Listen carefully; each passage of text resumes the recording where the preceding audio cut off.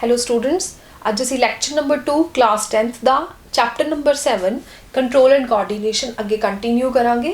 आप अपने पिछले लैक्चर दे विच पढ़िया सीगा control and coordination in plants.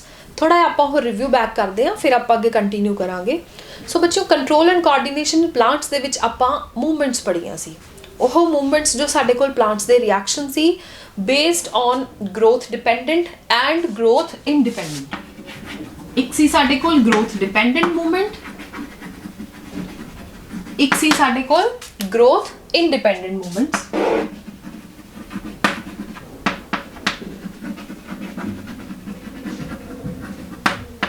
सो बच्चों, इन्हां मूवमेंट्स दे विच साडे कोल फरदर असी ग्रोथ डिपेंडेंट दे विच सी, जिद्दां कि असी बीज नूं पानी पाने आ तां उहदी ग्रोथ होण लग जांदी है साडे कोल, और कर्लिंग फॉर्मेशन हुंदी है, ओह आपां ग्रोथ डिपेंडेंट मूवमेंट्स दे विच पढ़िया सीगा।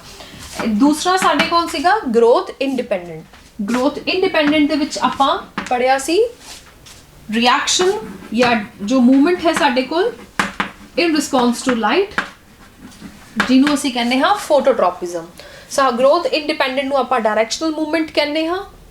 फर्स्ट सी साडे कोल in response to light, second सी साडे कोल इन रिस्पॉन्स टू वाटर, जो सी साडे कोल हाइड्रोट्रॉपिज्म। थर्ड सी साडे कोल इन रिस्पॉन्स टू अर्थ, जो सी साडे कोल जियोट्रॉपिज्म। और फोर्थ सी साडे कोल इन रिस्पॉन्स टू केमिकल, जो सी साडे कोल कीमोट्रॉपिज्म। सो बच्चों, इन्हां दे विच आपां मूवमेंट अगे डिस्कस कीती सी कि जो प्लांट दी मूवमेंट हुंदी है या तो वह की करते एब्जॉर्ब करते हैं या वह वाटर रिलीज करते हैं। तो चाहे बच्चों वह वाटर एब्जॉर्ब करेगा या रिलीज करेगा, तो जिस करके की होएगी सैल दी शेप चेंज होएगी। इसे करके जिद्दां कि आपां टच मी नोट प्लांट नूं टच करते हैं तो ड्रूपिंग ऑफ लीव्स हो जाती है, लीव्स फोल्ड हो जांदियां ने। उस तो इलावा आपां फोटोट्रॉपिज्म का एक मैकेनिज्म पढ़िया सीगा कि बेंडिंग हो जाती है। फोटोट्रॉपिज्म अक्कर हुंदी जदों प्लांट दे विच, तां उहदे विच एक क्वेश्चन आपां डिस्कस कीता सीगा कि प्लांट दी बेंडिंग हो जाती विद रिस्पॉन्स टू लाइट। उस लाइट दे रिस्पॉन्स दे विच साडे कोल की है पर्टिकुलर प्लांट दे कुछ कैमिकल सिग्नल्स हुंदे आ, जो कि उस अकॉर्डिंग साडे कोल डील करदे आ। सो ओह कैमिकल सिग्नल्स असीं डिस्कस कीते सी 4 हार्मोन्स। एक सी साडे कोल ऑक्सिन, जो कि शूट ग्रोथ नूं प्रमोट करदा है, जिस करके बेंडिंग हुंदी है। दूसरा सी साडे कोल जिब्रेलिन्स। थर्ड सी साडे कोल साइटोकाइनिन्स। ऑक्सिन भी शूट ग्रोथ नूं प्रमोट करदा है, और जिब्रेलिन्स। साइटोकाइनिन साडे कोल सैल डिवीजन नूं, और एब्सिसिक एसिड साडे कोल इनहिबिट करदा है ग्रोथ नूं। सो बच्चों, अज आपां अगे कंटिन्यू करांगे विद कोऑर्डिनेशन इन एनिमल्स। सो बच्चों, हुण कोऑर्डिनेशन इन एनिमल्स दे विच की है, बेसिकली 2 सिस्टम्स इन्वॉल्व है। एक है साडे कोल नर्वस सिस्टम, एक है साडे कोल हार्मोन्स, हार्मोनल सिस्टम। सो बच्चों, असी अगर एनिमल्स नूं कंपेयर करिए साडे पिछले लैक्चर जो आपां डिस्कस कीता सी कोऑर्डिनेशन इन प्लांट्स दे नाल, तां मैकेनिज्म्स बिल्कुल डिफरेंट है। हुण अगर आपां देखिए तां साडे अंदर जो ग्रोथ है प्लांट्स दे अंदर, असी ग्रोथ क्या सीगा कि असी बीज नूं पानी पाने हाँ तां ओह प्लांट बन जाता है, पौधा बन जाता है, उहदियां मूवमेंट्स है। पर उन्हां दी जो मूवमेंट्स है वो एक पर्टिकुलर डायरैक्शन दे विच ने, जिन्हों कि आपां ट्रॉपिज्म डिस्कस कीता सी। अगर आप इनू कंपेयर करिए साडे एनिमल्स दे नाल, तां साडे अंदर बच्चों हर ग्रोथ अलग डायरैक्शन दे विच है। अगर मैं अपनी फिंगर्स दी ही गल करां तां फिंगर्स दी ग्रोथ मेरी अलग डायरैक्शन च है as compare to my body या मेरे हैड ने। तां फिंगर्स सारियां ऑपोजिट डायरैक्शन च ने। सो बच्चों, जो एनिमल्स ने उन्हां दे विच जो साडे कोल डायरैक्शन हुंदी है या जो साडे कोल मूवमेंट हुंदी है, ओह एक तां कंट्रोल्ड हुंदी है। प्लांट्स दे नाल अगर आपां कंपेयर करिए तां सब तो पहली चीज की है जो मूवमेंट है साडे कोल, वो की हुंदी है कंट्रोल्ड मूवमेंट है। इस कंट्रोल्ड मूवमेंट दे विच कुछ सैट ऑफ टिश्यूज ते सैट ऑफ सैल्स ने जो कि इन्वॉल्वड ने, जो मिलके साडे कोल की बना रहे ने नर्वस सिस्टम। तो बच्चों, जो ये कंट्रोल्ड सैट ऑफ सैल्स ने ये एक्चुअल की दिंदे ने साडे कोल ਰਿਸਪੌਂਸ ਦਿੰਦੇ ਨੇ। ਇਹ ਰਿਸਪੌਂਸ ਕਿਸ ਅਕੋਰਡਿੰਗ ਹੈ? ਜਿੱਦਾਂ ਕਿ ਵੈਨ ਆਈ ਟੱਚ ਐਨੀ ਹੌਟ ਆਬਜੈਕਟ, ਮੈਂ ਕਿਸੇ ਗਰਮ ਪਤੀਲੇ ਨੂੰ ਹੱਥ ਲਾ ਲਿਆ ਤਾਂ ਮੈਂ ਕੀ ਕਰੂੰਗੀ? ਆਪਣਾ ਹੱਥ ਪਿੱਛੇ ਕਰ ਲੂੰਗੀ। ਉਸੇ ਤਰ੍ਹਾਂ ਅਗਰ ਆਪਾਂ ਡਰਾਈਵ ਕਰ ਰਹੇ ਹਾਂ, ਇੰਸਟੈਂਟਲੀ ਸਾਹਮਣੇ ਕੋਈ ਆਪਾਂ ਬ੍ਰੇਕ ਲਗਾਉਂਦੇ ਹਾਂ। ਸੋ ਇਹ ਸਾਡੇ ਸਾਰੇ ਦੇ ਸਾਰੇ ਜਿਹੜੇ ਐਕਸ਼ਨਸ ਹੈ ਇਹ ਸਾਡੇ ਕਿਸ ਨਾਲ ਰਿਲੇਟਡ ਹੈ? ਸਾਡੇ ਨਰਵਸ ਸਿਸਟਮ ਦੇ ਨਾਲ, ਕਿ ਸਾਡੀ ਨਰਵਸ ਜੋ ਹੈ ਉਹ ਮਿੰਟਾਂ ਦੇ ਵਿੱਚ ਜਾ ਕੇ ਸਿਗਨਲ ਪਹੁੰਚਾ ਦਿੰਦੀ ਹੈ ਤੇ ਬਦਲੇ ਦੇ ਵਿੱਚ ਸਾਨੂੰ ਕੀ ਹੈ ਉਹਦਾ ਰਿਜ਼ਲਟ, ਜਾਂ ਜੋ ਆਪਾਂ ਕਹਿ ਦਈਏ ਰਿਐਕਟ ਕਰਦੇ ਹਾਂ ਅਸੀਂ। ਤਾਂ ਬੱਚਿਓ ਆਪਾਂ ਪਿਛਲੇ ਲੈਕਚਰ ਦੇ ਵਿੱਚ ਡਿਸਕਸ ਕੀਤੀਆਂ ਸੀ ਦੋ ਟਰਮਸ। ਇੱਕ ਸੀ ਸਾਡੇ ਕੋਲ ਸਟਿਮੂਲਸ। ਸਟਿਮੂਲਸ ਦਾ ਮਤਲਬ ਸੀ ਚੇਂਜ ਇਨ ਐਨਵਾਇਰਨਮੈਂਟ, ਜਿੱਦਾਂ ਕਿ ਡਰਾਈਵ ਕਰ ਰਹੇ ਹਾਂ ਤਾਂ ਨਾਰਮਲ ਪੇਸ ਤੇ ਹੈ। ਹੁਣ ਚੇਂਜ ਇਨ ਐਨਵਾਇਰਨਮੈਂਟ ਕਿੱਦਾਂ ਹੋਇਆ? ਐਨਵਾਇਰਨਮੈਂਟ ਕਿੱਦਾਂ ਬਦਲ ਗਿਆ? ਸਾਹਮਣੇ ਕੋਈ ਪਰਸਨ ਆ ਰਿਹਾ ਤਾਂ ਅਸੀਂ ਬ੍ਰੇਕ ਲਗਾਈ ਤਾਂ ਸਾਡਾ ਰਿਸਪੌਂਸ ਕੀ ਹੋਇਆ? ਬ੍ਰੇਕ ਲਗਾਉਣਾ। ਸੋ ਸਟਿਮੂਲਸ ਦਾ ਐਕਸ਼ਨ ਟੇਕਨ ਕੀ ਹੋਇਆ? ਰਿਸਪੌਂਸ। ਸਟਿਮੂਲਸ ਮੀਨਸ ਚੇਂਜ ਇਨ ਐਨਵਾਇਰਨਮੈਂਟ ਤੇ ਐਕਸ਼ਨ ਟੇਕਨ ਰਿਸਪੌਂਸ। ਸੋ ਬੱਚੋ ਜੋ ਪਲਾਂਟਸ ਦੇ ਵਿੱਚ ਸਾਡੇ ਕੋਲ ਕੋਆਰਡੀਨੇਸ਼ਨ ਸੀ ਉਹਦੇ ਨਾਲੋਂ ਐਨੀਮਲਸ ਦੇ ਵਿੱਚ ਇੱਕ ਹੋਰ ਮੇਜਰ ਡਿਫਰੈਂਸ ਹੈ। ਉਹ ਡਿਫਰੈਂਸ ਸਾਡੇ ਕੋਲ ਕੀ ਹੈ? ਪਲਾਂਟਸ ਦੇ ਵਿੱਚ ਸੀ ਕੈਮੀਕਲ ਸਿਗਨਲਸ ਜੋ ਇੱਕ ਸੈੱਲ ਤੋਂ ਦੂਸਰੇ ਸੈੱਲ 'ਚ ਜਾ ਰਹੇ ਨੇ। ਐਨੀਮਲਸ ਦੇ ਵਿੱਚ ਨੇ ਇਲੈਕਟ੍ਰੀਕਲ ਸਿਗਨਲਸ। ਥਰਡ ਡਿਫਰੈਂਸ ਕੀ ਹੈ? ਕਿ ਜੋ ਪਲਾਂਟ ਹੈ ਉਹਦੇ ਵਿੱਚ ਉਹ ਸਾਰੇ ਸਿਗਨਲਸ ਇੱਕ ਸੈੱਲ ਤੋਂ ਦੂਸਰੇ ਸੈੱਲ ਤੱਕ ਹੁੰਦੇ ਹੋਏ ਐਂਡ ਤੱਕ ਪਹੁੰਚ ਜਾਂਦੇ। ਪਰ ਐਨੀਮਲਸ ਦੇ ਵਿੱਚ ਕੀ ਹੈ? ਸਾਰੇ ਸੈਲਸ ਤੱਕ ਉਹ ਜੋ ਉਹ ਰਿਸਪੌਂਡ ਹੈ ਉਹ ਨਹੀਂ ਜਾਂਦਾ। ਸਿਰਫ ਔਰ ਸਿਰਫ ਰਿਸਪੌਂਸ ਕਿਹਨਾਂ ਸੈਲਸ ਤੱਕ ਜਾਂਦਾ ਹੈ? ਜੋ ਨਾਲ ਦੇ ਨਰਵ ਸੈੱਲ ਦੇ ਨਾਲ ਜੁੜੇ ਹੋਏ ਹੁੰਦੇ ਹੈ। ਸੋ ਇਹਦੇ ਵਿੱਚ ਸਾਰੇ ਦੇ ਸਾਰੇ ਸੈਲਸ ਕੀ ਹੈ? ਐਕਸ਼ਨ ਟੇਕਨ ਦੇ ਵਿੱਚ ਨਹੀਂ ਇਨਵੋਲਵਡ ਹੁੰਦੇ। ਸੋ ਸਾਡੇ ਕੋਲ ਬੱਚੋ ਜੋ ਇਲੈਕਟ੍ਰੀਕਲ ਸਿਗਨਲਸ ਹੈ, ਅਗਰ ਆਪਾਂ ਇਹਨੂੰ ਕੰਪੇਅਰ ਕਰੀਏ ਪਲਾਂਟਸ ਦੇ ਕੈਮੀਕਲ ਸਿਗਨਲਸ ਨਾਲ, ਤਾਂ ਇਹਦੇ ਵਿੱਚ ਸਭ ਤੋਂ ਮੇਜਰ ਡਿਫਰੈਂਸ ਕੀ ਹੈ? ਇਹ ਸਾਡੇ ਕੋਲ ਇਨਸਟੈਂਟ ਰਿਐਕਸ਼ਨ ਦਿੰਦਾ ਹੈ। ਕੈਮੀਕਲ ਸਿਗਨਲ ਹੌਲੀ ਹੌਲੀ ਇੱਕ ਸੈੱਲ ਤੋਂ ਦੂਸਰੇ ਸੈੱਲ, ਦੂਸਰੇ ਸੈੱਲ ਤੋਂ ਤੀਸਰੇ ਸੈੱਲ ਤੱਕ ਜਾਂਦੇ ਹੈ, ਜਿਸ ਕਰਕੇ ਉਹਨਾਂ ਦਾ ਜੋ ਰਿਸਪੌਂਸ ਹੈ ਉਹ ਸਲੋ ਹੋ ਜਾਂਦਾ ਹੈ, ਜੋ ਕਿ ਇੱਕ ਬਹੁਤ ਬੜਾ ਡਿਫਰੈਂਸ ਹੈ। ਇਸੇ ਕਰਕੇ ਸਾਡਾ ਜੋ ਰਿਐਕਸ਼ਨ ਹੁੰਦਾ ਹੈ ਜਾਂ ਜੋ ਐਕਸ਼ਨ ਹੈ ਉਹ ਇਨਸਟੈਂਟ ਹੋ ਜਾਂਦਾ ਹੈ। ਪਲਾਂਟਸ ਦੇ ਕੇਸ 'ਚ ਉਹ ਜਿਹੜਾ ਐਕਸ਼ਨ ਹੈ ਉਹ ਸਾਡੇ ਕੋਲ ਕੀ ਹੈ? ਵੇਰੀ ਕਰ ਜਾਂਦਾ ਹੈ। ਸੋ ਬੱਚੋ ਪਹਿਲਾ ਮੇਨ ਗੱਲ ਸਾਡੇ ਕੋਲ ਡਿਫਰੈਂਸ ਕੀ ਹੈ? ਕਿ ਜੋ ਸਾਡਾ ਰਿਸਪੌਂਸ ਹੈ ਉਹ ਕੁਇਕ ਹੁੰਦਾ ਹੈ, ਫਾਸਟ ਹੁੰਦਾ ਹੈ। ਕਿਉਂ? ਇੱਕ ਤਾਂ ਇਲੈਕਟ੍ਰੀਕਲ ਸਿਗਨਲ ਹੈ, ਦੂਸਰਾ ਇੱਕ ਸੈੱਲ ਤੋਂ ਦੂਸਰੇ ਨਹੀਂ ਜਾਂਦਾ, ਜਿਹੜਾ ਨੀਅਰ ਬਾਏ ਸੈੱਲ ਹੈ ਉਹਨੂੰ ਅਫੈਕਟ ਕਰਦਾ ਹੈ ਔਰ ਉਹ ਮਸਲ ਦੇ ਨਾਲ ਐਕਸ਼ਨ ਲੈ ਲੈਂਦਾ ਹੈ। ਸੋ ਸਾਡੇ ਕੋਲ ਇਲੈਕਟ੍ਰੀਕਲ ਸਿਗਨਲਸ ਦਾ ਇਹ ਡਿਫਰੈਂਸ ਹੈ। ਥਰਡ ਜੋ ਸਾਡੇ ਕੋਲ ਬੱਚਿਓ ਫੋਰਥ ਡਿਫਰੈਂਸ ਹੈ, ਥਰਡ ਸਿਗਨਲ ਡਿਫਰੈਂਸ ਸੀ ਸਾਡੇ ਕੋਲ ਕਿ ਸਾਰੇ ਸੈਲਸ ਦੇ ਵਿੱਚ ਨਹੀਂ ਹੁੰਦਾ। ਫੋਰਥ ਡਿਫਰੈਂਸ ਸਾਡੇ ਕੋਲ ਇਹ ਹੈ ਕਿ ਜਿੰਨੇ ਵੀ ਇਲੈਕਟ੍ਰੀਕਲ ਸਿਗਨਲਸ ਹੈ ਇਹ ਸਾਡੇ ਕੋਲ ਇੱਕ ਸੈੱਲ ਤੋਂ ਦੂਸਰੇ ਸੈੱਲ ਜਿਹੜੇ ਜਾਂਦੇ ਨੇ ਉਹਨਾਂ ਲਈ ਇੱਕ ਪਾਰਟਿਕੂਲਰ ਆਪਾਂ ਸੈੱਲ ਦੀ ਟਰਮ ਯੂਜ਼ ਕਰਦੇ ਹਾਂ ਜਿਹਨੂੰ ਆਪਾਂ ਕਹਿੰਦੇ ਹਾਂ ਨਿਊਰੋਨ। ਤਾਂ ਬੱਚਿਓ ਐਕਚੁਅਲ ਦੇ ਵਿੱਚ ਇਹ ਨਿਊਰੋਨ ਨੇ ਜੋ ਇੱਕ ਸੈੱਲ ਤੋਂ ਦੂਸਰੇ ਸੈੱਲ ਤੱਕ ਸਿਗਨਲ ਜਾਂਦਾ ਹੈ। ਤਾਂ ਦੇਖਿਆ ਜਾਏ ਜਿੱਦਾਂ ਆਪਾਂ ਕਹਿ ਦਿੰਦੇ ਹਾਂ ਕਿ ਇੱਕ ਬਾਡੀ ਹੈ ਉਹ ਕਿਸ ਤੋਂ ਬਣੀ ਹੋਈ ਹੈ? ਸੈਲਸ ਤੋਂ। ਡਾਈਜੈਸਟਿਵ ਸਿਸਟਮ ਦੇ ਅਲੱਗ ਸੈੱਲ ਨੇ, ਲੀਵਰ 'ਚ ਲੀਵਰ ਸੈਲਸ ਬਣੇ ਹੋਏ ਹੈ। ਉਸੇ ਤਰ੍ਹਾਂ ਜੋ ਨਰਵਸ ਸਿਸਟਮ ਹੈ ਉਹ ਕਿਸ ਤੋਂ ਬਣਿਆ ਹੈ? ਨਰਵ ਸੈੱਲ ਤੋਂ। ਆਪਾਂ ਬੇਸਿਕਲੀ ਉਹਦੇ ਲਈ ਕੀਵਰਡ ਯੂਜ਼ ਕਰਦੇ ਹਾਂ ਨਿਊਰੋਨ। ਇਹ ਬੱਚਿਓ ਇੰਨਾ ਫਾਈਨ ਜਿਹਨੂੰ ਆਪਾਂ ਕਹਿੰਦੇ ਇੱਕ ਫਾਈਬਰ, ਇੱਕ ਥ੍ਰੈਡ ਲਾਈਕ ਸਟਰਕਚਰ ਸਾਡੇ ਕੋਲ ਹੁੰਦਾ ਹੈ। ਅਗਰ ਆਪਾਂ ਕਹੀਏ ਤਾਂ ਇੱਕ ਹੈਡ ਤੋਂ ਲੈ ਕੇ ਟੋ ਤੱਕ ਦਾ ਪੂਰਾ ਦਾ ਪੂਰਾ ਡਿਸਟਰੀਬਿਊਟਡ ਹੈ ਸਾਡੀ ਬਾਡੀ ਦੇ ਵਿੱਚ, ਔਰ ਇਹਨਾਂ ਦੇ ਰਿਐਕਸ਼ਨਸ ਬਹੁਤ ਇੰਸਟੈਂਟੇਨੀਅਸ ਹੈ। ਔਰ ਤੁਹਾਨੂੰ ਇੱਕ ਹੋਰ ਇੰਟਰਸਟਿੰਗ ਗੱਲ ਦੱਸਾਂ ਕਿ ਜੋ ਨਰਵਸ ਸਿਸਟਮ ਹੈ ਉਹ ਸਾਡੇ ਬ੍ਰੇਨ ਦੇ ਨਾਲ ਡਾਇਰੈਕਟਲੀ ਕਨੈਕਟਡ ਹੈ। ਜੋ ਸਾਡਾ front portion of the brain ਹੈ, ਜਿੱਦਾਂ ਹੀ ਸਾਡੀ ਬਾਡੀ ਦੇ ਵਿੱਚ, ਹੁਣ ਅਗਰ ਆਪਾਂ ਕਹੀਏ ਕਿ ਮੇਰੇ ਪੈਰ ਨੂੰ ਕੋਈ ਗਰਮ ਚੀਜ਼ ਲੱਗੀ, ਹੱਥ ਦੀ ਬਜਾਏ ਮੇਰੇ ਪੈਰ ਨੂੰ ਕੋਈ ਗਰਮ ਚੀਜ਼ ਲੱਗੀ, ਤਾਂ ਅਗਰ ਮੈਂ ਕਹਾਂ ਪੈਰ ਤੋਂ ਲੈ ਕੇ ਬ੍ਰੇਨ ਤੱਕ ਦਾ ਤਾਂ ਡਿਸਟੈਂਸ ਹੀ ਬਹੁਤ ਜ਼ਿਆਦਾ ਹੈ। ਤਾਂ ਇਸ ਕਰਕੇ ਇੱਕ ਬਾਈਪਾਸਿੰਗ ਹੋਈ ਹੈ ਕਿ ਸਭ ਤੋਂ ਪਹਿਲਾਂ ਜੋ ਰੀੜ੍ਹ ਦੀ ਹੱਡੀ ਉਹਦੇ ਵਿੱਚ ਆਪਣੇ ਸਪਾਈਨਲ ਕੋਡ ਜੋ ਆਪਣੇ ਪ੍ਰੈਜ਼ੈਂਟ ਹੈ, ਤਾਂ ਸਭ ਤੋਂ ਪਹਿਲਾਂ ਇੱਥੋਂ ਦੀ ਸਿਗਨਲ ਜਾਏਗਾ ਸਪਾਈਨਲ ਕੋਡ ਤੱਕ, ਸਪਾਈਨਲ ਕੋਡ ਤੋਂ ਗਿਆ ਬ੍ਰੇਨ ਤੱਕ। ਬ੍ਰੇਨ ਨੇ ਨਾਲ ਦੇ ਨਾਲ ਰਿਐਕਸ਼ਨ ਦੇਣਾ ਹੈ ਕਿ ਪੈਰ ਪਿੱਛੇ ਕਰਨਾ ਹੈ। ਉਹ ਮੈਸੇਜ ਆਇਆ ਦੁਬਾਰਾ ਸਪਾਈਨਲ ਕੋਡ, ਔਰ ਸਪਾਈਨਲ ਕੋਡ ਤੋਂ ਪੈਰ, ਔਰ ਪੈਰ ਅਸੀਂ ਪਿੱਛੇ ਕਰ ਲਿਆ। सो बच्चों ये देखो कि मैं थोनों स्टैप एक्सप्लेन करन च इन्ना टाइम लगाता, पर एक्चुअल दे विच असी जो रिएक्शन दिंदे हाँ या जो उस वेले स्टैप लैंदे हाँ कि सानू गर्म चीज़ लगदी असी पैर पिछे कर लैंदे तो जो ये इलैक्ट्रिकल सिग्नल है ये इन्ना ज़्यादा फास्ट है कि विदिन मिली सैकेंड साढ़े कोल की है toe to spinal cord to brain to फिर spinal cord and spinal cord to फिर टो साढ़े कोल विदिन मिली सैकेंड्स ये रिस्पॉन्स आ जाता है। सो बच्चों थर्ड चीज़ जो साढ़े कोल इलैक्ट्रिकल सिग्नल्स की एक होर चीज़ डिस्कस करूँगी वो ये है कि इलैक्ट्रिकल सिग्नल्स जिहड़े पास होंदे हैं एक सैल तो दूसरे सैल इहदे विच एनर्जी टेकिंग थोड़ी प्रोसेस है, क्योंकि जदों एक सिग्नल दूसरे सैल तक चला गया एक सैल ने वो सिग्नल भेजता वो दोबारा तो हुण थोड़ा टाइम टेक करेगा, रेस्ट लेगा ताकि हुण अगला सिग्नल वो रिसीव कर पाए। सो हुण बच्चों आपां डिटेल दे विच स्टडी करते हाँ साडा सब तो पहला नर्वस सिस्टम।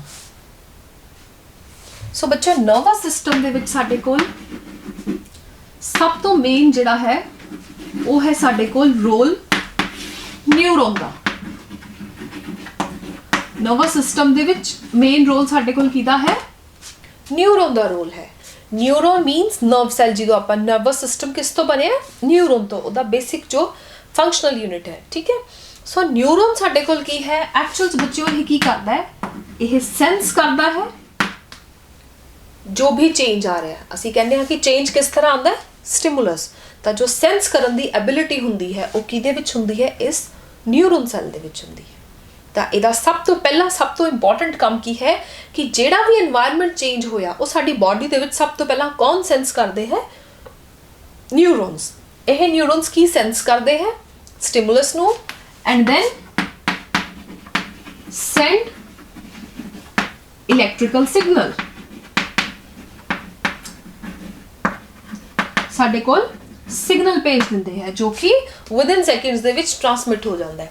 सो साडे कोल जिहड़ा इलैक्ट्रिकल सिग्नल भेजते हैं उहदे लई जो सेंस करन लई, सो बच्चों सेंस करन लई अगर आप कहिए कि किसी चीज़ नूं असीं डिटेक्ट करना तो उहदे लई डिटेक्टर की लोड़ है।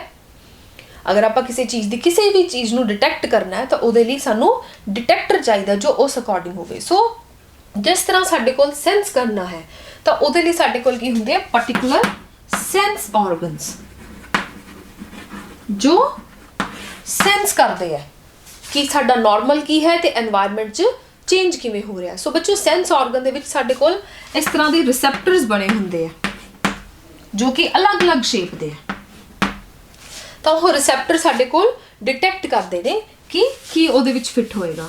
सो बच्चों जिस तरह साडे कोल अगर आप कहिए स्मैल तो रिलेटेड, तो स्मैल तो रिलेटेड जिहड़े साडे कोल रिसेप्टर्स ने वो है साडे कोल olfactory receptors।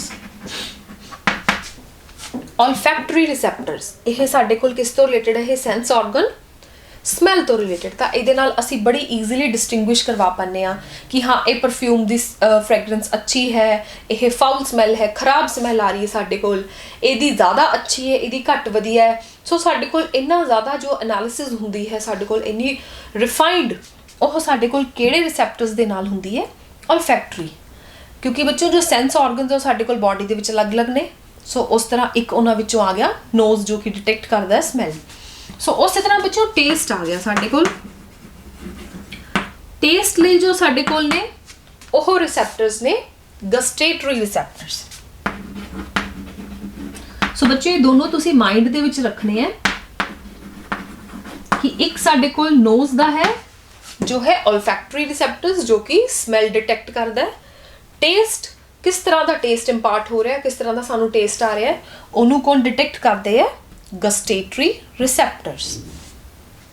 सो स्टूडेंट्स हुण आपां डिस्कस करते हाँ न्यूरॉन के स्ट्रक्चर के बारे कि न्यूरॉन की है नर्वस सिस्टम के जिहदा इन्ना इंपॉर्टेंट रोल है। सो साडे कोल एक फाइबर लाइक है जिद्दां कि आपां डायग्रामैटिकली भी इहनूं देख रहे हैं। इहदे विच साडे कोल 3 डिविजन्स है। पहला हैड है, टेल ते पिछे एंडिंग्स है। जो बच्चों हैड है उहदे विच साडे कोल की है बेसिकली एक है सेंटर्ड साडे कोल जो कि है न्यूक्लियस, और इसनूं आपां मेन बोलते हाँ सैल बॉडी। सैल बॉडी है ਜੋ ਕਿ ਜਿਹਦੇ ਵਿੱਚ ਮੇਨ ਹੈ ਸਾਡੇ ਕੋਲ ਨਿਊਕਲੀਅਸ, ਕਿਉਂਕਿ ਬਾਕੀ ਸੈਲਸ ਦੀ ਤਰ੍ਹਾਂ ਜਿਸ ਤਰ੍ਹਾਂ ਹਰ ਇੱਕ ਸੈੱਲ ਦੇ ਵਿੱਚ ਨਿਊਕਲੀਅਸ ਹੁੰਦਾ ਹੈ, ਇਹਦੇ ਵਿੱਚ ਵੀ ਨਿਊਕਲੀਅਸ ਹੁੰਦਾ ਹੈ। ਉਸ ਤੋਂ ਇਲਾਵਾ ਬੱਚਿਓ ਇਸ ਡਾਇਗਰਾਮ ਦੇ ਵਿੱਚ ਦੇਖੋ, ਤੁਸੀਂ ਦੇਖਣ ਤੇ ਪਤਾ ਲੱਗ ਰਿਹਾ ਕਿ ਕੁਝ ਪ੍ਰੋਜੈਕਸ਼ਨਸ ਹੈ, ਸੈੱਲ ਦੇ ਬਾਹਰ ਕੁਝ ਆਊਟਗਰੋਥ ਹੈ, ਬਾਹਰ ਨਿਕਲਿਆ ਹੋਇਆ। ਉਹਨਾਂ ਪ੍ਰੋਜੈਕਸ਼ਨਸ ਨੂੰ ਆਪਾਂ ਕਹਿੰਦੇ ਹਾਂ ਡੈਂਡਰਾਈਟਸ। ਦੇਖੋ ਬੱਚਿਓ, ਆਪਾਂ ਪੜਿਆ ਕਿ ਨਿਊਰੋਨ ਦਾ ਮੇਨ ਫੰਕਸ਼ਨ ਕੀ ਹੈ, ਉਹ ਸੈਂਸ ਕਰਦਾ ਹੈ ਸਟਿਮੂਲਸ। ਕੋਈ ਵੀ ਜੋ ਸਾਡੇ ਕੋਲ ਸਟਿਮੂਲਸ ਹੈ, ਚੇਂਜ ਇਨ এনवायरमेंटल ਕੰਡੀਸ਼ਨ ਹੈ, ਉਹਨੂੰ ਸੈਂਸ ਕਰਦਾ ਹੈ। ਨਿਊਰੋਨ ਦੇ ਵਿੱਚ ਵੀ ਸਭ ਤੋਂ ਇੰਪੋਰਟੈਂਟ ਜਿਹੜਾ ਸੈਂਸ ਕਰਨ ਵਾਲਾ ਹੈ, ਉਹ ਹੈ ਸਾਡੇ ਕੋਲ ਡੈਂਡਰਾਈਟਸ। ਐਕਚੁਅਲ 'ਚ ਇਹ ਡੈਂਡਰਾਈਟਸ ਕੀ ਐਂਟੀਨਾਸ ਦੀ ਤਰ੍ਹਾਂ ਕੰਮ ਕਰਦੇ, ਜਿੱਦਾਂ ਆਪਾਂ ਕਹਿੰਦੇ ਆ ਕਿ ਐਂਟੀਨਾਸ ਨੇ ਉਹ ਕੈਚ ਕਰਦੇ ਸਿਗਨਲਸ, ਠੀਕ ਹੈ। ਉਸੇ ਤਰ੍ਹਾਂ ਜਿਵੇਂ ਕਿ ਵਾਈਫਾਈ ਹੈ, ਉਹ ਸਾਡੇ ਕੋਲ ਸਿਗਨਲ ਕੈਚ ਕਰਦਾ ਹੈ। ਉਸੇ ਤਰ੍ਹਾਂ ਜੋ ਡੈਂਡਰਾਈਟਸ ਨੇ ਸਾਡੇ ਕੋਲ, ਇਹ ਕੈਚ ਕਰਦੇ ਨੇ, ਕੋਈ ਸੈਂਸ ਕਰਦੇ ਨੇ ਕੋਈ ਵੀ ਸਾਡੇ ਕੋਲ ਚੇਂਜ ਹੋ ਰਿਹਾ এনवायरमेंट ਦੇ ਵਿੱਚ। ਹੁਣ ਜਿਹੜਾ এনवायरमेंट ਦੇ ਵਿੱਚ ਚੇਂਜ ਹੋ ਰਿਹਾ, ਉਹਦਾ ਮੇਨ ਰੋਲ ਦੇ ਵਿੱਚ ਕੌਣ ਆਇਆ? ਡੈਂਡਰਾਈਟਸ। ਸੋ ਸਾਡੇ ਕੋਲ ਸੈੱਲ ਬਾਡੀ ਦੇ ਵਿੱਚ ਕੀ ਹੈ? ਇੱਕ ਹੈ ਸਾਡੇ ਕੋਲ ਨਿਊਕਲੀਅਸ ਤੇ ਦੂਸਰਾ ਡੈਂਡਰਾਈਟਸ। ਉਸ ਤੋਂ ਇਲਾਵਾ ਬੱਚਿਓ, ਜਿਹੜਾ ਸਾਡੇ ਕੋਲ ਪਿੱਛੇ ਟੇਲ ਪੋਰਸ਼ਨ ਆ ਗਿਆ, ਉਹਦੇ ਵਿੱਚ ਇਸ ਪੋਰਸ਼ਨ ਨੂੰ ਆਪਾਂ ਕਹਿੰਦੇ ਹਾਂ ਐਕਸਨ।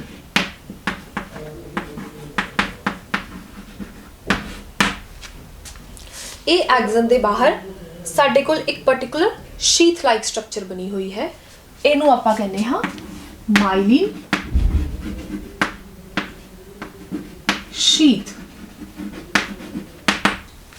ਕਈਆਂ ਦੇ ਵਿੱਚ ਇਹ ਸ਼ੀਥ ਪ੍ਰੈਜ਼ੈਂਟ ਹੁੰਦੀ ਹੈ, ਕਈਆਂ ਦੇ ਵਿੱਚ ਇਹ ਨਹੀਂ ਹੁੰਦੀ। ਜਿਨ੍ਹਾਂ ਦੇ ਵਿੱਚ ਇਹ ਪ੍ਰੈਜ਼ੈਂਟ ਹੁੰਦੀ ਉਹਨਾਂ ਨੂੰ ਆਪਾਂ ਕਹਿ ਦਿੰਦੇ ਹਾਂ ਮਾਈਲਿਨੇਟਿਡ ਨਰਵ ਫਾਈਬਰਸ। ਜਿਨ੍ਹਾਂ ਦੇ ਵਿੱਚ ਇਹ ਨਹੀਂ ਹੁੰਦੀ ਉਹਨਾਂ ਨੂੰ ਅਨਮਾਈਲਿਨੇਟਿਡ ਨਰਵ ਫਾਈਬਰਸ। ਲਾਸਟ ਆ ਗਏ ਸਾਡੇ ਕੋਲ ਨਰਵ ਐਂਡਿੰਗਸ। ਨਰਵ ਐਂਡਿੰਗ ਸਾਡੇ ਕੋਲ ਕੀ ਹੈ? ਜੋ ਕਿ ਪੂਰੇ ਸੈੱਲ ਦੇ ਐਂਡ ਤੇ ਹੈ, ਇਸੇ ਕਰਕੇ ਇਹਨਾਂ ਦਾ ਨਾਮ ਆਪਾਂ ਕੀ ਰੱਖਿਆ? ਨਰਵ ਦੀ ਐਂਡਿੰਗਸ। ਤਾਂ ਬੱਚਿਓ, ਇਹ ਨਰਵ ਐਂਡਿੰਗਸ ਦਾ ਕੀ ਰੋਲ ਹੈ? ਜਿਹੜਾ ਸਿਗਨਲ ਡੈਂਡਰਾਈਟਸ ਨੇ ਰਿਸੀਵ ਕੀਤਾ, ਉਹਨੂੰ ਪਾਸ ਔਨ ਕਰਨਾ ਜਾਂ ਉਹਨੂੰ ਅੱਗੇ ਰਿਲੀਜ਼ ਕਰਨਾ, ਉਹਦਾ ਰੋਲ ਸਾਡੇ ਕੋਲ ਕੌਣ ਪਲੇ ਕਰਦੇ ਹੈ? ਨਰਵ ਐਂਡਿੰਗਸ। ਤਾਂ ਬੱਚਿਓ, ਇਹ ਸਾਡੇ ਕੋਲ ਐਕਚੁਅਲ 'ਚ ਜੋ ਨਿਊਰੋਨ ਹੈ, ਇਹ ਕੀ ਟ੍ਰਾਂਸਮਿਟ ਕਰਦਾ ਹੈ ਸਾਡੇ ਕੋਲ? Nerve impulse. ਇਹ ਇੱਕ ਬਹੁਤ ਇੰਪੋਰਟੈਂਟ ਟਰਮ ਹੈ, ਜਾਂ ਆਪਾਂ ਇਹਦੇ ਲਈ ਹੋਰ ਪਾਰਟਿਕੂਲਰ ਵਰਡ ਬੋਲ ਸਕਦੇ ਹਾਂ, ਇਲੈਕਟ੍ਰੀਕਲ ਇੰਪਲਸ। ਸੋ ਇਹ ਨਰਵ ਇੰਪਲਸ ਸਾਡੇ ਕੋਲ ਕੀ ਹੈ? ਇੱਕ ਐਸਾ ਮਕੈਨਿਜ਼ਮ ਜਿਹਦੇ ਵਿੱਚ ਕੀ ਹੈ? ਇਲੈਕਟ੍ਰੋਨ ਸਿਗਨਲਸ ਟ੍ਰਾਂਸਮਿਟ ਹੋ ਰਹੇ ਨੇ, ਇਲੈਕਟ੍ਰੀਕਲ ਸਿਗਨਲਸ। ਉਹ ਇਲੈਕਟ੍ਰੀਕਲ ਸਿਗਨਲਸ ਕਿੱਥੋਂ ਟ੍ਰਾਂਸਮਿਟ ਹੋ ਰਹੇ ਨੇ? ਫਰੋਮ ਦ ਡੈਂਡਰਾਈਟਸ ਤੋਂ ਪਾਸ ਹੁੰਦੇ ਹੁੰਦੇ ਸਾਡੇ ਕੋਲ ਨਰਵ ਐਂਡਿੰਗਸ ਤੱਕ। ਤਾਂ ਬੱਚਿਓ, ਇਹਦੇ ਵਿੱਚ ਹੁਣ ਆਪਾਂ ਇਹਦੀ ਵਰਕਿੰਗ ਬਾਰੇ ਪੜ੍ਹਦੇ ਹਾਂ। ਹੁਣੇ ਤੁਸੀਂ ਇਹਦੀ ਸਟਰਕਚਰ ਬਾਰੇ ਡਿਸਕਸ ਕੀਤਾ। ਦੇਖੋ, ਸਭ ਤੋਂ ਪਹਿਲਾਂ ਇੱਕ ਹੈ ਸੈੱਲ ਬਾਡੀ, ਇੱਕ ਹੈ ਐਕਸਨ, ਇੱਕ ਹੈ ਨਰਵ ਐਂਡਿੰਗਸ। ਤਾਂ ਬੱਚਿਓ, ਹੁਣ ਜਿਵੇਂ ਹੀ ਸਾਡੇ ਕੋਲ ਚੇਂਜ ਇਨ এনवायरमेंट ਹੋਇਆ, ਤਾਂ ਸਭ ਤੋਂ ਪਹਿਲਾਂ ਸੈਂਸ ਕੌਣ ਕਰਨਗੇ? ਡੈਂਡਰਾਈਟਸ। ਤਾਂ ਸਭ ਤੋਂ ਪਹਿਲਾਂ ਜਿਹੜਾ ਮੈਕੈਨਿਜ਼ਮ ਹੈ, ਉਹਦੇ ਵਿੱਚ ਵਰਕਿੰਗ ਦੇ ਵਿੱਚ ਸਭ ਤੋਂ ਪਹਿਲਾਂ ਸੈਂਸ ਕਰਨ ਦਾ ਕੰਮ ਕਿਹਦਾ ਆਇਆ? ਡੈਂਡਰਾਈਟਸ ਦਾ। ਜਦੋਂ ਡੈਂਡਰਾਈਟਸ ਨੇ ਆਪਣੇ ਕੋਲ ਸੈਂਸ ਕਰ ਲਿਆ, ਉਹਨੇ ਉਹ ਇਨਫੋਰਮੇਸ਼ਨ ਅੱਗੇ ਭੇਜ ਦੇਣੀ ਹੈ ਸੈੱਲ ਬਾਡੀ 'ਚ। ਸੈੱਲ ਬਾਡੀ ਤੋਂ ਪਹੁੰਚਦੀ ਹੋਈ ਉਹ ਸਾਡੇ ਕੋਲ ਜਿਹੜਾ ਇਲੈਕਟ੍ਰੀਕਲ ਸਿਗਨਲ ਹੈ, ਉਹ ਸਾਡੇ ਕੋਲ ਵਿਦਿਨ ਮਿਲੀ ਸੈਕਿੰਡਸ ਪੂਰੇ ਐਕਸਨ ਦੇ ਵਿੱਚੋਂ ਪਾਸ ਹੋ ਜਾਏਗਾ। ਤਾਂ ਦੇਖੋ ਬੱਚਿਓ, ਇਹਦੀ ਡਾਇਰੈਕਸ਼ਨ ਦੇਖੋ, ਸਾਡੇ ਕੋਲ dendrites to cell body. Cell body ਤੋਂ ਅੱਗੇ ਸਾਡੇ ਕੋਲ ਉਹਦੀ ਡਾਇਰੈਕਸ਼ਨ ਕਿੱਥੇ ਹੋਈ? ਐਕਸਨ 'ਚ। ਔਰ ਐਕਸਨ ਤੋਂ ਅੱਗੇ ਸਾਡੇ ਕੋਲ ਉਹ ਆਇਆ ਹੈ ਨਰਵ ਐਂਡਿੰਗਸ ਤੇ। ਸੋ ਬੱਚੋ, ਜਿਹੜਾ ਸਾਡੇ ਕੋਲ ਸਿਗਨਲ ਟ੍ਰਾਂਸਮਿਟ ਹੋ ਰਿਹਾ ਹੈ, ਉਹ ਸਾਡੇ ਕੋਲ ਇਹਨਾਂ ਸਟੈਪਸ ਦੇ ਵਿੱਚ ਆ ਰਿਹਾ ਹੈ। ਸਿਗਨਲ ਜੋ ਕੈਚ ਕੀਤਾ ਡੈਂਡਰਾਈਟਸ ਨੇ, ਸੈੱਲ ਬਾਡੀ ਨੂੰ ਭੇਜਿਆ, ਐਕਸਨ ਨੂੰ ਗਿਆ ਤੇ ਨਰਵ ਐਂਡਿੰਗਸ। ਹੁਣ ਬੱਚੋ, ਜੋ ਨਰਵ ਐਂਡਿੰਗਸ ਹੈ, ਐਕਚੁਅਲ 'ਚ ਕੀ ਹੈ? ਇੱਕ ਸੈੱਲ ਦੂਸਰੇ ਸੈੱਲ ਦੇ ਨਾਲ ਕੁਝ ਗੈਪ ਦੇ ਉੱਪਰ ਪਲੇਸਡ ਹੈ। ਇਸੇ ਤਰ੍ਹਾਂ ਦਾ ਹੀ ਇੱਕ ਹੋਰ ਨਿਊਰੋਨ ਇੱਥੇ ਪੂਰਾ ਦਾ ਪੂਰਾ ਪਿਆ, ਪਰ ਨਰਵ ਐਂਡਿੰਗਸ ਦੇ ਨਾਲ ਹੁਣ ਕੀ ਕਨੈਕਟਡ ਹੋਏਗਾ? ਉਹਦਾ ਅੱਗੇ ਡੈਂਡਰਾਈਟਸ ਕਨੈਕਟਡ ਹੋਏਗਾ। ਸੋ ਦੇਖੋ ਬੱਚਿਓ, ਇਹ ਕਿੰਨਾ ਇੱਕ ਇੰਟਰਸਟਿੰਗ ਮੈਕੈਨਿਜ਼ਮ ਹੈ ਕਿ ਸਾਡੇ ਕੋਲ ਇੱਕ ਨਿਊਰੋਨ ਦੂਸਰੇ ਨਿਊਰੋਨ ਦੇ ਨਾਲ ਜੋ ਐਡਜੈਸੈਂਟ ਹੈ, ਉਹਦੇ ਨਾਲ ਕੀ ਹੈ? ਫਾਸਟ ਕਮਿਊਨੀਕੇਸ਼ਨ ਹੋ ਰਹੀ ਹੈ। ਉਹ ਕਿਸ ਤਰ੍ਹਾਂ? ਦੇਖੋ, ਇੱਥੇ ਡੈਂਡਰਾਈਟਸ ਹੈ ਜਿਨ੍ਹਾਂ ਨੇ ਕੈਮੀਕਲ ਜੋ ਸਾਡੇ ਕੋਲ ਸਿਗਨਲ ਹੈ, ਕੋਈ ਵੀ ਜਿਹੜਾ ਸਟਿਮੂਲਸ ਹੈ, ਉਹਨੂੰ ਰਿਸੀਵ ਕੀਤਾ, ਨਰਵ ਐਂਡਿੰਗਸ ਤੱਕ ਵਿਦਿਨ ਸੈਕਿੰਡਸ ਇੰਪਾਰਟ ਹੋ ਗਿਆ, ਜਿਹਨੂੰ ਕਿ ਆਪਾਂ ਨਰਵ ਇੰਪਲਸ ਕਰਦੇ ਹਾਂ। ਸੋ ਨਰਵ ਇੰਪਲਸ ਕੀ ਹੈ? Electrical signals that travels through axon. Axon जो होके साडे कोल कित्थे तक आ गया वो नर्व एंडिंग्स तक। ਤਾਂ ਇਲੈਕਟ੍ਰੀਕਲ ਇੰਪਲਸ ਕੀ ਹੈ? ਇਲੈਕਟ੍ਰੀਕਲ ਸਿਗਨਲਸ ਜੋ ਕਿ ਟਰੈਵਲ ਹੋ ਰਹੇ ਥਰੂ ਐਕਸਨ। ਜਿੱਦਾਂ ਹੀ ਬੱਚੇ ਐਕਸਨ ਚ ਹੋ ਕੇ ਨਰਵ ਐਂਡਿੰਗਸ ਤੇ ਆ ਰਿਹਾ ਹੈ ਤਾਂ ਇਹਦੇ ਨਾਲ ਹੀ ਇੱਥੇ ਸਾਡੇ ਕੋਲ ਸੈਕਿੰਡ ਸੈੱਲ ਹੈ ਜਿਹੜਾ ਉਹਦੇ ਡੈਂਡਰਾਈਟਸ ਥੋੜੇ ਜਿਹੇ ਗੈਪ ਦੇ ਉੱਪਰ ਸਾਡੇ ਕੋਲ ਕੀ ਹੈ ਸਟਾਰਟ ਹੋ ਜਾਂਦੇ ਬੰਨੇ। देखो बच्चे आह साडे कोल की है हुण दूसरा न्यूरॉन प्रेजेंट है, ठीक है। आ फर्स्ट न्यूरॉन आ सैकेंड न्यूरॉन, फर्स्ट न्यूरॉन ते second neuron, first the ending जिथे हो रही नर्व एंडिंग्स ਉਹਦੇ थोड़े जे गैप ਦੇ ਉੱਪਰ ਸਾਡੇ ਕੋਲ ਡੈਂਡਰਾइट्स ਦਾ ਇੱਕ ਕਨੈਕਸ਼ਨ ਹੈ। ਸੋ ਬੱਚਿਓ ਇਸ ਰੀਜਨ ਨੂੰ ਆਪਾਂ ਜੋ ਕਿ ਬਹੁਤ ਇੰਪੋਰਟੈਂਟ ਰੀਜਨ ਹੈ ਜਿਹਦੇ ਵਿੱਚ ਸਾਡੇ ਕੋਲ ਕਮਿਊਨੀਕੇਸ਼ਨ ਹੋ ਰਹੀ ਹੈ, ਕਿਉਂਕਿ ਇੱਕ ਸੈੱਲ ਤੋਂ ਦੂਸਰੇ ਸੈੱਲ ਦੇ ਵਿੱਚ ਜਿਹੜਾ ਮੈਸੇਜ ਜਾ ਰਿਹਾ ਹੈ ਉਹ ਸਾਡੇ ਕੋਲ ਕਿੱਥੋਂ ਜਾ ਰਿਹਾ ਹੈ? ਇਹਨਾਂ ਐਂਡਿੰਗਸ ਤੋਂ, ਡੈਂਡਰਾइट्स ਦੇ ਵਿੱਚ। ਸੋ ਬੱਚਿਓ ਇਸ ਨੂੰ ਆਪਾਂ ਕਹਿੰਦੇ ਹਾਂ ਸਾਈਨੈਪਸ। ਇਸ ਸਾਈਨੈਪਸ ਦਾ ਬੜਾ ਇੰਟਰਸਟਿੰਗ ਹੈ ਇੱਕ ਰੋਲ, ਉਹ ਇਸ ਕਰਕੇ ਕਿਉਂਕਿ ਅਗਰ ਆਪਾਂ ਕਹੀਏ ਕਿ ਇੱਕ ਬਲੱਡ ਵੈਸਲ ਦਾ ਨਾਲ ਅਗਰ ਆਪਾਂ ਇਹਨੂੰ ਕੰਪੇਅਰ ਕਰੀਏ ਤਾਂ ਬਲੱਡ ਫਲੋ ਕਰਨ 'ਚ ਕੁਝ ਮਿੰਟਸ ਜਾਂ ਸੈਕਿੰਡਸ ਲੱਗਣਗੇ। ਅਗਰ ਮੈਂ ਉਹਨੂੰ ਕੰਪੇਅਰ ਕਰਾਂ ਨਰਵ ਸੈੱਲ ਨਾਲ, ਇੱਕ ਸੈੱਲ 'ਚੋਂ ਮਿਲੀ ਸੈਕਿੰਡਸ 'ਚ ਗਿਆ, ਦੂਸਰੇ ਸੈੱਲ ਦੇ ਨਾਲ ਗੈਪ ਆਇਆ ਜੋ ਕਿ ਕਵਰ ਅਪ ਕਰ ਰਿਹਾ ਹੈ, ਉਸ ਨੂੰ ਫਾਸਟ ਕਰ ਰਿਹਾ ਹੈ। ਜਿੱਦਾਂ ਹੀ ਇੱਥੋਂ ਇੱਥੇ ਸਿਗਨਲ ਐਕਸੈਪਟ ਹੋਇਆ ਡੈਂਡਰਾइट्स ਨੇ ਵਿਦਿਨ ਮਿਲੀ ਸੈਕਿੰਡਸ ਸੈਕਿੰਡ ਨੂੰ ਦੇਤਾ, ਅੱਗੇ ਮਿਲੀ ਸੈਕਿੰਡਸ ਥਰਡ ਨੂੰ ਦੇਤਾ। ਸੋ ਬੱਚਿਓ ਇਹਦੇ ਨਾਲ ਕੀ ਹੈ, ਜੋ ਸਾਡੇ ਕੋਲ ਰਿਐਕਸ਼ਨ ਹੈ ਜਾਂ ਜੋ ਰਿਸਪੌਂਸ ਹੈ ਉਹ ਬਹੁਤ ਫਾਸਟ ਹੁੰਦਾ ਹੈ। ਇਸੇ ਕਰਕੇ ਜਿੰਨਾ ਟਾਈਮ ਸ਼ਾਇਦ ਮੈਂ ਤੁਹਾਨੂੰ ਦੱਸ ਰਹੀ ਹਾਂ, ਅਗਰ ਮੈਂ ਕਿਸੇ ਹੌਟ ਆਬਜੈਕਟ ਨੂੰ ਟੱਚ ਕਰ ਰਹੀ ਹਾਂ ਤਾਂ ਮੈਂ ਵਿਦਿਨ ਸੈਕਿੰਡਸ ਦੇ ਵਿੱਚ ਹੱਥ ਨੂੰ ਪਿੱਛੇ ਕਰ ਲੈਂਦੀ।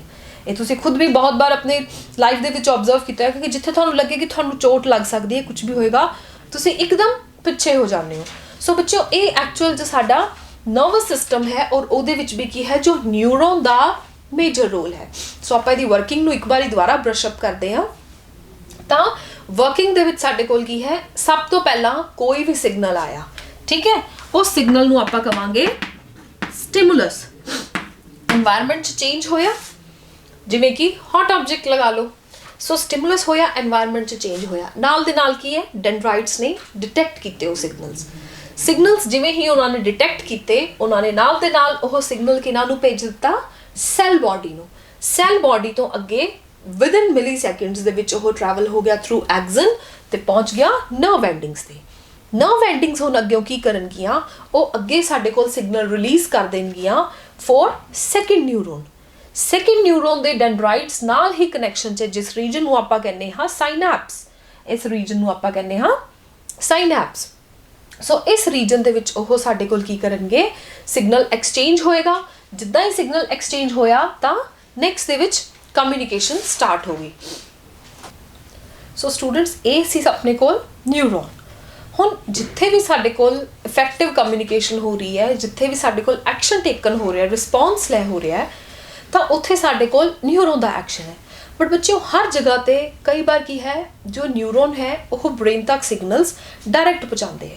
ਨਿਊਰੋਨ ਨੇ ਤਾਂ ਆਪਣਾ ਡਿਟੈਕਟ ਕਰ ਲਿਆ ਇੱਕ ਸਿਗਨਲ ਤੋਂ ਦੂਸਰੇ ਸਿਗਨਲ, ਦੂਸਰੇ ਸਿਗਨਲ ਤੋਂ ਤੀਸਰੇ ਸਿਗਨਲ, ਐਕਚੁਅਲ 'ਚ ਇਨਫੋਰਮੇਸ਼ਨ ਕਿੱਥੇ ਤੱਕ ਲੈ ਕੇ ਜਾਂਦੇ ਹੈ, ਬ੍ਰੇਨ ਤੱਕ। ਤਾਂ ਦੇਖੋ ਬੱਚਿਓ ਜੋ ਸਾਡਾ ਬ੍ਰੇਨ ਹੈ ਉਹਦਾ ਫਰੰਟ ਪੋਰਸ਼ਨ ਜੋ ਹੈ ਉਹ ਸਾਡੇ ਕੋਲ ਪੂਰਾ ਦਾ ਪੂਰਾ ਨਰਵਸ ਸਿਸਟਮ ਦੇ ਨਾਲ ਕਨੈਕਟਡ ਹੈ, ਜਿਸ ਕਰਕੇ ਕੋਈ ਵੀ ਜੋ ਇਨਫੋਰਮੇਸ਼ਨ ਆ ਰਹੀ ਹੈ ਉਹ ਸਾਡੇ ਕੋਲ ਕਿਸ ਫਾਰਮ 'ਚ ਜਾਂਦੀ ਹੈ, ਨਿਊਰੋਨ ਦੀ ਫਾਰਮ 'ਚ। Dendrites to axon, second dendrites to second axon. So ਬੱਚਿਓ ਇਸ ਤਰ੍ਹਾਂ ਜੋ ਇਨਫੋਰਮੇਸ਼ਨ ਸਾਡੇ ਕੋਲ ਜਾ ਰਹੀ ਹੈ ਉਹ ਬ੍ਰੇਨ ਤੋਂ ਲੈ ਕੇ ਟੋ ਤੱਕ ਦੀ। ਪਰ ਕਈ ਵਾਰ ਸਾਡੇ ਕੋਲ ਕੁਝ ਇਸ ਤਰ੍ਹਾਂ ਦੇ ਐਕਸ਼ਨਸ ਹੈ ਜੋ ਅਸੀਂ ਡੇਲੀ ਕਰਦੇ ਹਾਂ, ਜਿੱਦਾਂ ਕਿ ਵਾਕਿੰਗ। ਬਹੁਤ ਘੱਟ ਜਣਿਆਂ ਨੇ ਇਹ ਸੋਚਿਆ ਹੋਣਾ ਕਿ ਵਾਕ ਕਰਨ ਦੇ ਵਿੱਚ ਕੀ ਹੁੰਦਾ ਹੈ, ਇੱਕ ਸਟੈਪ ਫਾਰਵਰਡ, ਉਸ ਤੋਂ ਬਾਅਦ ਉਹਨੂੰ ਹੋਲਡ ਕਰਕੇ ਸੈਕਿੰਡ ਸਟੈਪ ਫਿਰ ਫਾਰਵਰਡ। ਸੋ ਬੱਚਿਓ ਇਹ ਜਿਹੜਾ ਸਾਡੇ ਕੋਲ ਇੱਕ ਸਟੈਪ ਫਾਰਵਰਡ, ਉਸ ਤੋਂ ਬਾਅਦ ਉਹਨੂੰ ਹੋਲਡ ਕਰਕੇ ਨੈਕਸਟ ਸਟੈਪ ਫਾਰਵਰਡ ਹੈ, ਇਹ ਛੋਟੇ ਬੱਚੇ ਨੂੰ ਸਿਖਾਇਆ ਜਾਂਦਾ ਕਿ ਇੱਕ ਪੈਰ ਰੱਖਣਾ, ਫਿਰ ਦੂਜਾ ਪੈਰ ਰੱਖਣਾ, ਤੀਜਾ ਪੈਰ ਰੱਖਣਾ, ਫਿਰ ਚੌਥਾ ਰੱਖਣਾ, ਜਿਹਨੂੰ ਆਪਾਂ ਹੌਲੀ ਹੌਲੀ ਵਾਕਿੰਗ ਦੇ ਵਿੱਚ ਲੈ ਆਉਂਦੇ ਹਾਂ। ਪਰ ਐਕਚੁਅਲ ਦੇ ਵਿੱਚ ਕੀ ਹੁੰਦਾ, ਜਦੋਂ ਅਸੀਂ ਵੱਡੇ ਹੋ ਜਾਂਦੇ ਹਾਂ ਤਾਂ ਸਾਡੀ ਬਾਡੀ ਦੇ ਵਿੱਚ ਇਸ ਐਕਸ਼ਨ ਨੂੰ ਸਾਡੀ ਬਾਡੀ 'ਚ ਇਹ ਯੂਜ਼ ਟੂ ਹੋ ਜਾਂਦੇ ਹਾਂ। ਇੱਦਾਂ ਤਾਂ ਨਹੀਂ ਕਿਸੇ ਨੇ ਆਬਜ਼ਰਵ ਕੀਤਾ ਕਿ ਅਸੀਂ ਚੱਲਦੇ ਚੱਲਦੇ ਰੁਕ ਗਏ, ਅਸੀਂ ਭੁੱਲ ਗਏ ਕਿ ਅਸੀਂ ਚੱਲਦੇ ਕਿੱਦਾਂ। ਅਗਰ ਆਪਾਂ ਇਹਨੂੰ ਕੰਪੇਅਰ ਕਰੀਏ ਆਪਣੀ ਸਟੱਡੀਜ਼ ਨਾਲ ਤਾਂ ਅਸੀਂ ਸਟੱਡੀਜ਼ 'ਚ ਕੁਝ ਪੜ੍ਹਦੇ ਹਾਂ ਤਾਂ ਅਸੀਂ ਕਹਿੰਦੇ ਜੀ ਅਸੀਂ ਭੁੱਲ ਗਏ। ਸੋ ਰਿਫਲੈਕਸ ਐਕਸ਼ਨ ਉਸ ਲਈ ਅਸੀਂ ਇੱਕ ਟਰਮ ਯੂਜ਼ ਕਰਦੇ ਹਾਂ। ਰਿਫਲੈਕਸ ਐਕਸ਼ਨ ਮੀਨਸ ਜੋ ਸਾਡੇ ਮਾਈਂਡ ਦੇ ਅਨਕੌਂਸ਼ੀਅਸ ਮਾਈਂਡ ਦੇ ਵਿੱਚ ਸਟੋਰ ਹੋ ਗਿਆ, ਮੀਨਸ ਜੋ ਸਾਡੇ ਵੋਲੰਟਰੀ ਐਕਸ਼ਨਸ ਦੇ ਵਿੱਚ ਆ ਗਿਆ। ਕੰਟਰੋਲ ਅਸੀਂ ਉਹਨੂੰ ਕਰ ਸਕਦੇ ਹਾਂ, ਬਟ ਉਹ ਨੋਇੰਗਲੀ ਅਨਨੋਇੰਗਲੀ ਅਸੀਂ ਕਰ ਲੈਂਦੇ ਹਾਂ ਕਿ ਅਗਰ ਮੈਂ ਚੱਲਣਾ ਚਾਹੁੰਦੀ ਹਾਂ ਤਾਂ ਮੈਂ ਆਟੋਮੈਟਿਕਲੀ ਚੱਲੂੰਗੀ, ਮੈਨੂੰ ਦੁਬਾਰਾ ਮੇਰੇ ਬ੍ਰੇਨ ਤੱਕ ਮੇਰੇ ਨਿਊਰੋਨ ਨੂੰ ਸਟ੍ਰੈਸ ਪਾਉਣ ਦੀ ਲੋੜ ਨਹੀਂ ਕਿ ਜੋ ਮੇਰੇ ਬ੍ਰੇਨ ਦੇ ਵਿੱਚ ਹੈ ਕਿ ਅਗਰ ਮੈਂ ਪੈਰ ਚੱਕਣਾ ਹੈ ਤਾਂ ਇੱਦਾਂ ਨਹੀਂ ਹੋਊਗਾ ਕਿ ਮੇਰਾ ਪੈਰ ਚੱਕਣ ਵੇਲੇ ਸਭ ਤੋਂ ਪਹਿਲਾਂ ਉਹ ਨਿਊਰੋਨ ਮੇਰੇ ਬ੍ਰੇਨ ਤੱਕ ਜਾਏਗਾ। ਸੋ ਬੱਚਿਓ ਇੱਕ ਐਕਸ਼ਨ ਕਿਹੜਾ ਹੋ ਗਿਆ, ਇਹ ਹੋ ਗਿਆ ਇੱਕ ਲੋਕਲ ਐਕਸ਼ਨ। ਇਸ ਲੋਕਲ ਐਕਸ਼ਨ ਲਈ ਜੋ ਆਪਾਂ ਟਰਮ ਯੂਜ਼ ਕਰਦੇ ਹਾਂ ਉਹ ਸਾਡੇ ਕੋਲ ਟਰਮ ਹੈ ਰਿਫਲੈਕਸ ਐਕਸ਼ਨ। ਔਰ ਇਸ ਰਿਫਲੈਕਸ ਐਕਸ਼ਨ ਦੇ ਵਿੱਚ ਜੋ ਪੂਰਾ ਦਾ ਪੂਰਾ ਮੈਕੈਨਿਜ਼ਮ ਰੋਲ ਪਲੇ ਹੋ ਰਿਹਾ ਹੈ ਉਹ ਹੈ ਸਾਡੇ ਕੋਲ ਰਿਫਲੈਕਸ ਆਰਕ।